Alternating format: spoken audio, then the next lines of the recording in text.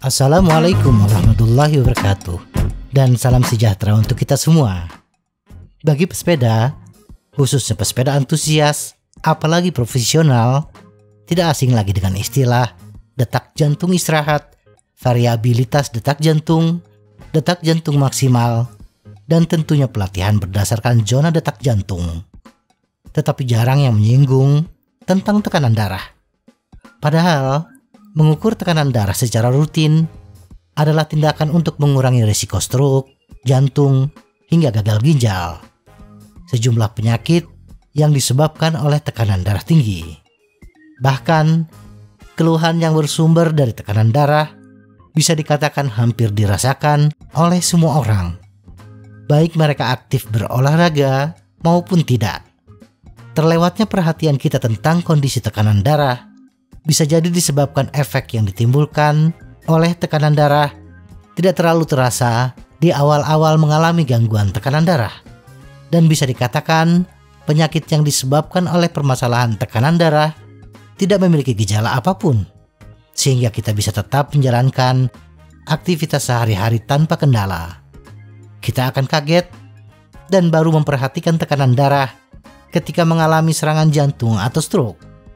Itulah kebanyakan para ahli menyebut tekanan darah tinggi sebagai silent killer.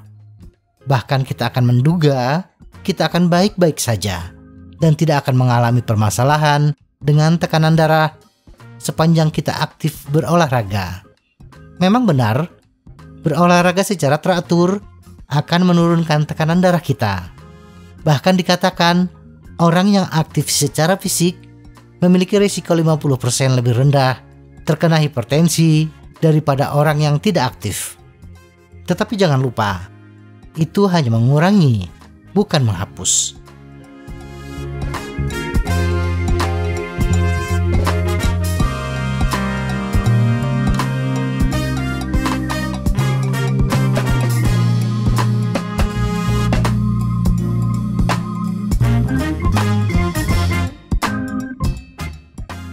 Apa itu tekanan darah tinggi?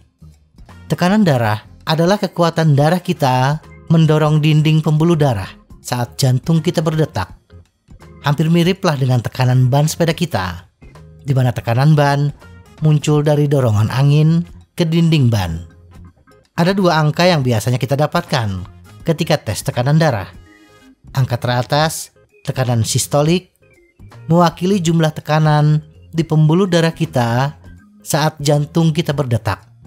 Angka bawah, tekanan diastolik, mewakili jumlah tekanan di pembuluh darah kita saat jantung kita beristirahat di antara detak jantung.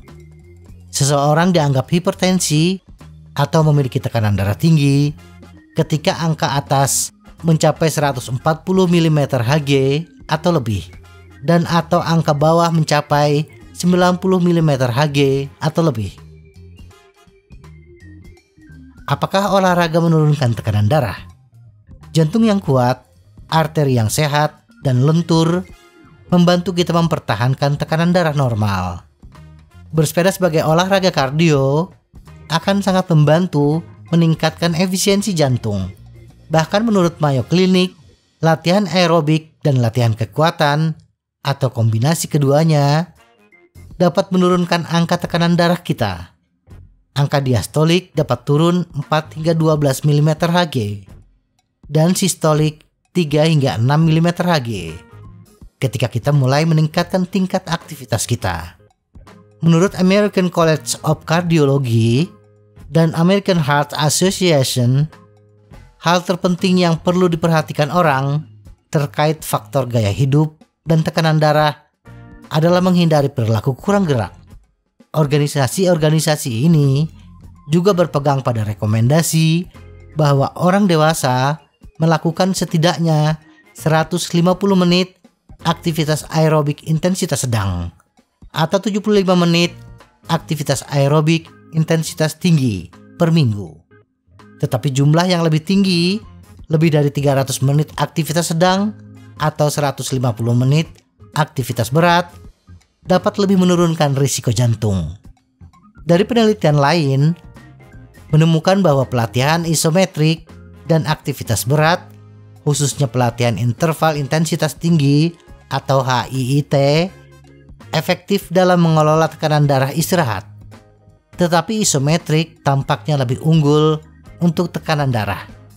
Sementara HIIT menawarkan manfaat fisiologis yang lebih luas dan pengurangan detak jantung istirahat yang lebih besar.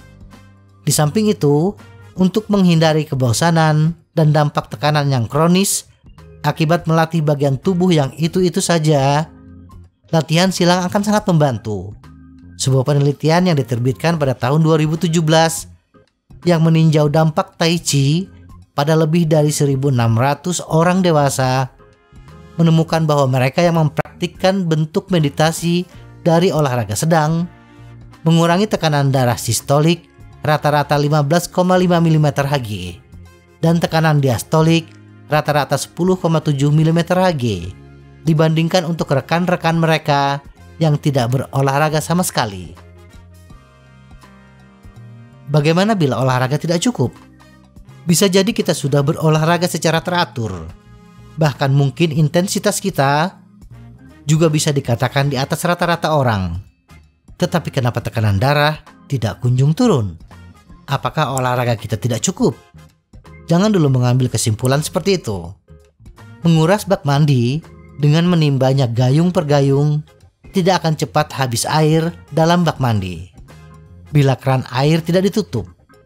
Demikian juga upaya kita menurunkan tekanan darah akan sia-sia atau setidaknya tidak mendapatkan hasil yang maksimal bila gaya hidup kita tidak diubah. Bila kita tetap mengkonsumsi makanan yang berpotensi meningkatkan tekanan darah, seperti makanan yang banyak mengandung garam, tentunya akan menghambat proses penurunan tekanan darah kita, walaupun sudah berolahraga dengan cukup. Mengkonsumsi makanan yang kaya akan buah-buahan dan sayuran, minyak zaitun, kacang-kacangan, ikan dan biji-bijian, serta mengurangi makanan olahan dan daging merah dapat sangat membantu kita untuk menurunkan tekanan darah diastolik. Apa itu hipotensi pasca latihan? Terkait dengan tekanan darah, kita tidak hanya membicarakan tekanan darah tinggi saja, tetapi juga kebalikannya, yaitu tekanan darah rendah, terutama setelah latihan atau setelah berolahraga. Hipotensi pasca latihan adalah penurunan tekanan darah di bawah tingkat normal setelah latihan aerobik. Biasanya penurunan tekanan darah ini merupakan respons terhadap penggunaan kelompok otot besar di tubuh bagian bawah. Bersepeda, berlari, dan berenang semuanya dapat menyebabkan hipotensi pasca latihan dan dapat berlangsung selama beberapa jam. Menurunnya tekanan darah setelah bersepeda, khususnya bersepeda jarak jauh atau intensitas tinggi, sepenuhnya normal. Namun, hal itu dapat menyebabkan pusing bagi sebagian kita, walaupun tubuh kita termasuk bugar. Selain itu, hipotensi ortostatik atau postural dapat memperburuk perasaan pusing. Serangan hipotensi akut dapat menyebabkan pingsan. Apa penyebab hipotensi pasca latihan? Kita telah berlatih dan menjadi lebih bugar. Jadi mengapa kita mengalami pusing setelah bersepeda? Jawaban sederhananya adalah semua adaptasi aerobik yang telah kita capai dengan kerja keras adalah penyebabnya. Saat kita berlatih, kita meningkatkan jumlah pembuluh darah, meningkatkan volume sekuncup jantung, dan meningkatkan nada vagal kita. Semua ini berkontribusi pada penurunan tekanan darah secara keseluruhan dari bersepeda. Selama bersepeda, tubuh kita memprioritaskan aliran darah ke tubuh bagian bawah dengan dua cara. Yang pertama adalah dengan menyempitkan aliran darah ke otot-otot yang tidak bekerja di tubuh bagian atas. Selain itu, vasodilatasi pada otot yang bekerja membantu memaksimalkan aliran darah di tubuh bagian bawah. Aktivasi simpatik ini menyebabkan peningkatan curah jantung dan tekanan darah sementara. Sebaliknya, setelah perjalanan kita, sistem parasimpatis bekerja untuk mengubah tubuh kita ke keadaan istirahat dan mencerna. Saat kita pulih, vasodilatasi di kaki berlanjut, sementara detak jantung kita menurun. Karena suhu inti kita yang meningkat, tubuh bekerja untuk melepaskan panas dengan mengirimkan lebih banyak darah ke pinggiran. Dan terakhir, volume plasma darah kita lebih rendah karena berkeringat. Semua ini menghasilkan tekanan darah yang lebih rendah. Mengapa kita pusing? Pusing atau sakit kepala ringan disebabkan oleh berkurangnya aliran darah ke otak. Karena otak membutuhkan pasokan oksigen yang stabil, tubuh kita memiliki mekanisme yang luar biasa untuk membantu. Tubuh menggunakan barorefleks untuk mengatur tekanan darah di seluruh tubuh untuk memastikan bahwa otak memiliki aliran darah yang cukup. Dengan meningkatkan denyut jantung dan vasokonstriksi, atau dalam gambaran yang sederhana, dua respons berbeda saling bertarung. Respon parasimpatis dan adaptasi pelatihan kita melawan barorefleks kita. Saat kita pusing, itu karena barorefleks hilang. Apa yang bisa kita lakukan? Hipotensi pasca latihan dapat berlangsung selama beberapa jam. Tetapi kabar baiknya adalah ada beberapa hal yang dapat kita lakukan untuk mengurangi efeknya. Dari nutrisi hingga menyadari lingkungan kita. Kesehatan adalah perhatian utama. Sebaiknya kita memeriksakan diri ke dokter jika kita terus-menerus mengalami pusing atau sakit kepala ringan.